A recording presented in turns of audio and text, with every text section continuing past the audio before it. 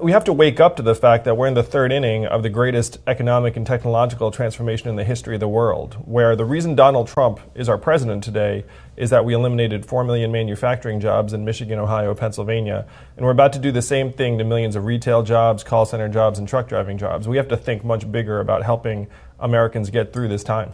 So some economists, I agree with what you say, and I am also very concerned about the way that automation is going to impact the workforce. And it goes beyond, as you know, blue-collar jobs. It goes into white-collar jobs, yes. Lawyers, accountants, financial advisors, et cetera. I mean, there are some studies that say up to 50% of jobs could be automated within the coming decades.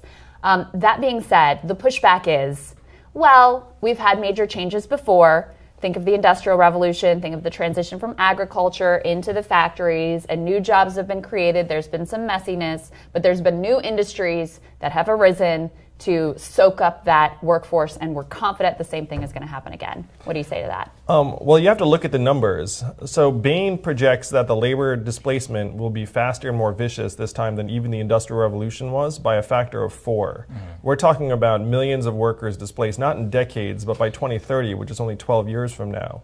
There are 3.5 million truck drivers in the U.S., the most common job in 29 states, and we're 5 to 10 years away from robot trucks.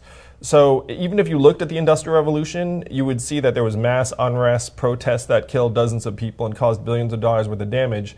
And we implemented universal high school in 1911 in part as a response. So this is going to be 3 to 4 times faster and more dramatic than that. And that itself was very, very rough.